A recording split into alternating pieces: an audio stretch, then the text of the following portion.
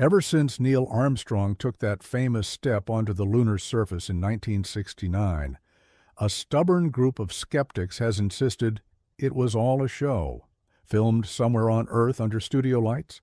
According to them, NASA didn't land on the moon. It hired Stanley Kubrick to direct the greatest movie ever made. It's a fun story, Hollywood, Cold War tension, and government cover-ups, but that's all it is, a story. The so-called evidence always sounds dramatic until you look closer. Take the flag, for instance. People love to point out that it seems to wave, as if caught in an invisible breeze. But on the moon, there's no air at all, and that's exactly why it looks that way.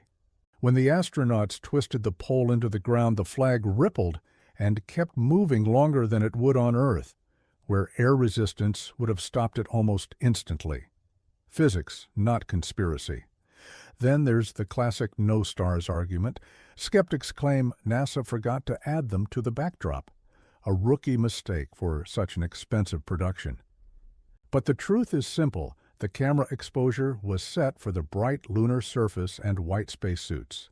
The stars were there, just too faint to appear on film. If the cameras had been adjusted for starlight, everything else in the frame would have been a blinding white blur. And what about that missing blast crater under the lunar module? Shouldn't the lander have blown a hole in the surface? Not really. The module's engine was throttled way down during descent, and the moon's surface isn't loose dust. It's compacted regolith. The landing created only a light dusting, exactly what you'd expect in 1/6 Earth's gravity. The last smoking gun often mentioned is radiation, those infamous Van Allen belts surrounding Earth.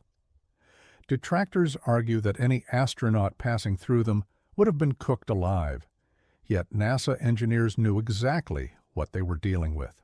The crew zipped through the belts, staying safe from radiation thanks to the spacecraft's shields.